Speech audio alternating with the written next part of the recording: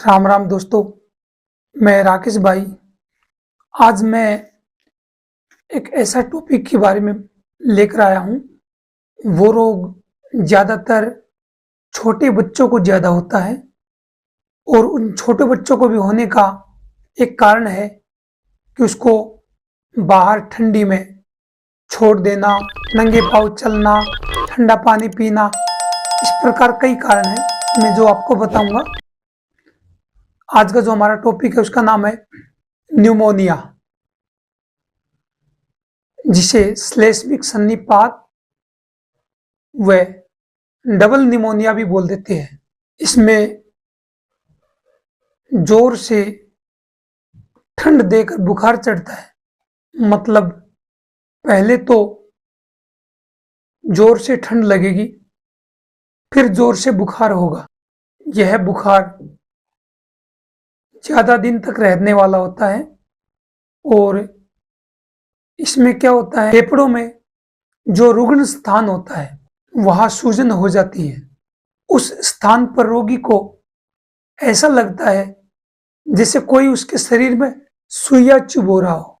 कभी कभी पेट में दर्द होता है और बुखार 103 डिग्री से लेकर 104 डिग्री तक पहुंच जाता है। यदि स्वस्थ व्यक्ति में एक बार श्वास प्रश्वास की क्रिया एक बार चलती है तो रोगी में वही क्रिया 4 बार तक चल जाती है।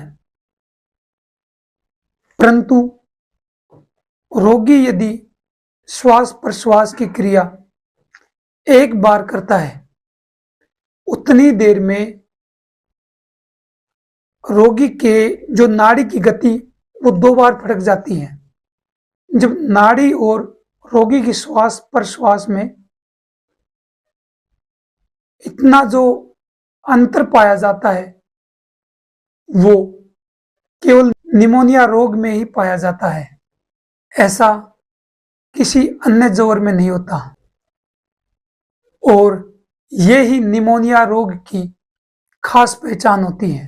फेफड़ों में स्टेथोस्कोप लगाने पर उसमें गुड़ की आवाज आती है। ऐसा इसलिए होता है क्योंकि बच्चों की छाती में कफ का जमाव हो जाता है, इसीलिए स्टेथोस्कोप में गुड़ की आवाज आती है। जबकि यही निमोनिया यदि बड़ों को होता है तो उनके स्टेथोस्कोप छाती पे लगाने से गुड़ की आवाज नहीं आती, बल्कि उनकी छाती में दर्द मिलता है। एक बात का और ध्यान रखें, कभी कभी ऐसे लक्षण टीबी रोगी में भी ऐसे लक्षण पाए जाते हैं। अतः एक्सरे कराकर पता करें कि दोनों में बुखार है या फिर टीबी का रोग है। एक ही क्षण में ठंड लग जाना, एक ही क्षण में गर्मी लगना, सिर में तेज दर्द होना व जोड़ों में भी दर्द होना और आंखों से भी खूब आंसू निकलते हैं तथा आंखों में गंध भरा रहता है। रोगी पर ठंड छाई रहती है, सिर में सनसनाहट बनी रहती है। खांसी आने के साथ साथ कफ में भी खून निकलता है या केवल कफ ही निकलता है। रोगी बक बक करता रहता है, पैर पटकता रहता है। यह ज्वर 5वें या 9वें दिन उतरता है। कभी कभी तो रोगी को बहुत ज्यादा पसीना आता है और एक चिकित्सक यही सोचता है कि इसका ज्वर उतर रहा है, लेकिन उसका यह समझने का तरीका अधूरा है।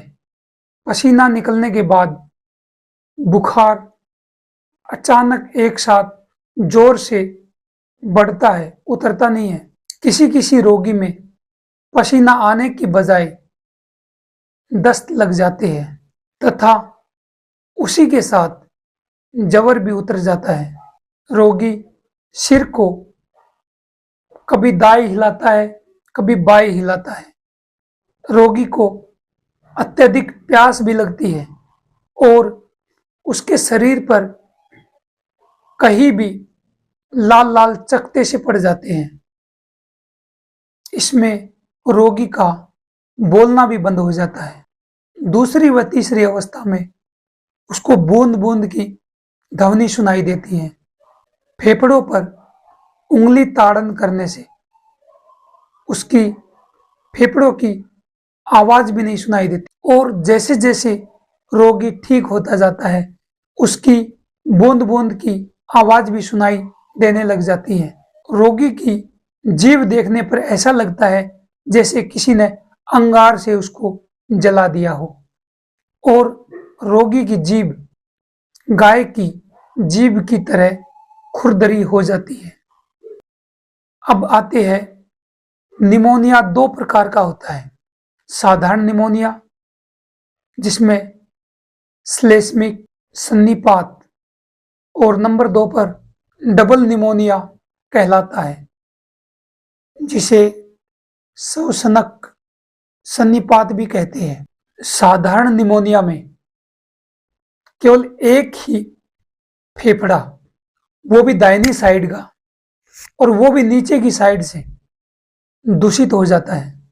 रोगी के सांस लेने व छोड़ने की गति तेज हो जाती है तथा श्वास व प्रश्वास में रोगी को कष्ट भी होता है। रोगी के दोनों नथुने एक साथ हिलते हुए नजर आते हैं और नाड़ी की चाल भी धीमी हो जाती है। अब बात करते हैं डबल निमोनिया। इसमें रोगी के दोनों ओर के फेफड़े दूषित हो जाते हैं, इसलिए इसे डबल निमोनिया कहते हैं। दोनों के दोनों फेफड़े ऊपर से लेकर नीचे तक पूरे के पूरे दूषित हो जाते हैं। वे पूरे के पूरे कफ से भर जाते हैं। इसमें जवर काफी दिनों तक रहता है और कष्ट बहुत देता है। जब तक उसका एक फेफड़ा एक साइड से ठीक होता है तब तक दूसरा फेफड़ा दूसरी साइड से दूषित होने लगता है। युवक और युवतियों में यह रोग खांसी, टीबी, जुकाम और दस्त के रूप में आता है। जब किसी कारण उस रोगी की शरीर की रोग प्रतिरोधक क्षमता कम हो जाती है तब यह आता है। जो व्यक्ति जवर में भी कुपथ्य आहार का सेवन करता है और वह किसी न किसी दवा से जवर को दबाने की कोशिश करता है तो उसके फेफड़ों में कफ जमा हो जाता है और वह खुली हवा में ठंडी हवा के संपर्क में आने पर उसको निमोनिया हो जाता है। जैसे छोटे बच्चे आइसक्रीम खाते रहते हैं और फिर थोड़ी देर में खटाई खाते रहते हैं, इसी कारण उनको निमोनिया हो जाता है। जिन बच्चों को ठंड ज्यादा लगती है उनको भी निमोनिया बहुत जल्दी होता है। अब मैं बताऊंगा कि निमोनिया को ठीक करने के लिए क्या करें। क्या कोई ऐसी चीज है हमारे आयुर्वेद में जिससे हम निमोनिया का सही से उपचार कर सके, और उसकी नॉलेज भी हर किसी को होनी चाहिए। जब पसलियों में कफ जमा हो जाता है बहुत ज्यादा मात्रा में, तब एक प्रयोग बताता हूं, बहुत ही अच्छा है, कारगर है, आप घर में भी बड़ी आसानी से उसको कर सकते हो। मिट्टी का तेल 1 चम्मच, वनस्पति घी 1 चम्मच, दोनों को बराबर बराबर मात्रा में ले ले। यह वैसलीन की तरह बन जाएगा। अब इसको हल्के हाथ से बच्चों की पसलियों की मालिश करें। उसके बाद दवा भी देनी चाहिए। इससे पसलियों में जमा हुआ कफ बाहर निकल जाता है और उसके श्वास प्रश्वास की गति भी सामान्य हो जाती है। कई लोग इसमें अंडे का लेप करते हैं, लेकिन अंडे का लेप न करें। यदि हमने ऐसा किया तो इससे और भी स्थिति खराब हो सकती है। एक वैद्य जी का अनुभूत प्रयोग है कि एक 3 साल के लड़के को इस प्रकार का रोग हो गया था। उसकी पसलियों में कफ जमा हो गया था। उसको केवल वनस्पति घी से मालिश की, केवल वनस्पति घी से दिन में 3 बार मालिश किया और आप यकीन नहीं मानोगे, बच्चा 2 दिन में बिल्कुल ठीक हो गया। सिर्फ 2 दिन में। है ना कमाल की बात। आप मिट्टी का तेल और सरसों का तेल 30-30 ml लेकर दोनों को मिला लो, उसकी छाती व पीठ पर मालिश करें। इससे भी शीघ्र लाभ मिलेगा। कोई हजारों में से किसी एक व्यक्ति को मिट्टी के तेल से उसका स्वास्थ्य और गिर जाता है, अन्यथा नहीं होता। यदि ऐसा होता है तो इसमें 20 बूंद नारियल तेल मिला ले। मिट्टी के तेल का यह दोष भी खत्म हो जाता है। अब आगे चलते हैं। यदि निमोनिया होने पर पसलियों में दर्द बहुत ज्यादा होता है, तब क्या करें? तो उसका एक साधारण सा प्रयोग मैं बताऊंगा। सरसों का तेल 250 ग्राम, अजवाइन 50 ग्राम और उसी में अमृत धारा 15 ग्राम मिलाए। सबसे पहले सरसों के तेल और अजवाइन को अच्छी तरह जला ले। उसके बाद उतार कर छान ले। थोड़ा सा ठंडा होने पर उसमें अमृत धारा मिला दे और टाइट शीशी के उनमें डालकर टाइट शीशी के ढक्कन लगा दे। निमोनिया के समय पसलियों में दर्द की वजह से सर्दी लग जाती है और जहां भी यदि दर्द हो तो उस स्थान पर इस तेल की मालिश करें। सर्दियों में पैर सूज जाते हैं, तब भी आप इसी तेल की मालिश करें। इस प्रकार निमोनिया के बहुत से आयुर्वेदिक फार्मूले हैं। अभी मैं एक फार्मूला और बताता हूं। निमोनिया में दोनों फेफड़े कफ के कारण बिल्कुल जाम हो जाए, तब क्या करें? तब भी एक इसका फार्मूला है बहुत अच्छा। फिटकरी की बसम 1 या 2 चुटकी, अदरक का रस 6 या 7 बूंद, शहद आधा से 1 चम्मच ले और सुबह शाम रोगी को चटा दे। इसके सेवन करने से आप यकीन नहीं मानोगे, 2 या 3 दिन में ही रोगी को बहुत अच्छा परिणाम मिलता है और वह अपने आप को एक स्वस्थ महसूस करता है। उसका कफ निकल जाता है।